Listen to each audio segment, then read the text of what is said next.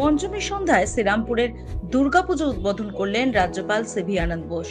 শ্রীরামপুর বেনিয়াপাড়া দুর্গাপুজো এবার ৮০ বছরের পদার্পণ করলো। পঞ্চমীর দিন শ্রীরামপুর বেনিয়াপাড়া দুর্গাপুজোর উদ্বোধন করেন রাজ্যপাল সিভি আনন্দ বোস।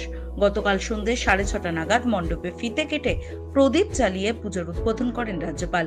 রাজ্যপালকে ছবি ও নটরাজের মূর্তি দিয়ে সম্বর্ধনা জানান পুজো উদ্যোক্তারা।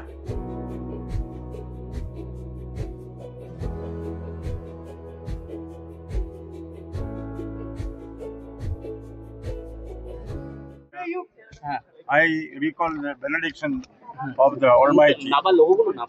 Bless the entire brothers and sisters of Bengal with peace and prosperity.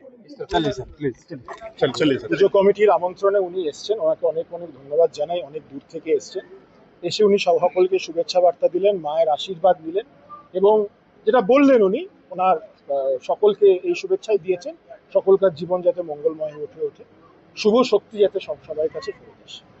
একেবারে তো বেনজির ঘটনা, রাজ্যপাল শ্রীরামপুরে এলেন, এসে আগেও এসছেন, যখন ধঙ্কর সাহেব রাজ্যপাল ছিলেন উনি আগেও এসছেন ক্ষেত্রস্বর মেলায়। আজকে বেনিয়াপাড়া সর্বজনীন দুর্গাস্তব ৮০তম বছর, সিভি আনন্দ বোস রাজ্যপাল, উনি এসে এটা উদ্বোধন।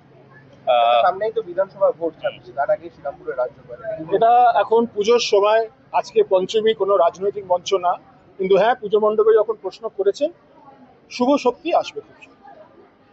নতুন কি কোনো চমক থাকছে শ্রীরামপুরে? আবার বলুন। শ্রীরামপুরে কি শ্রীরামপুর সবসময় চমক দেখায়, এই যে রাজ্যপাল এলো, আগামী দিনও চমক দেখতে পারবে। শ্রীরামপুর শহর চমকের শহর। এটা কি আগামী ২৬ থেকে পাখির চোখ করে রেখে এই চমক চলছে? আজকে দুর্গা পুজো, আপনারা সব আনন্দ করুন, রাজনৈতিক প্রশ্ন রাজনৈতিক ময়দানে দাঁড়িয়ে উত্তর দেবেন। জগৎগুরু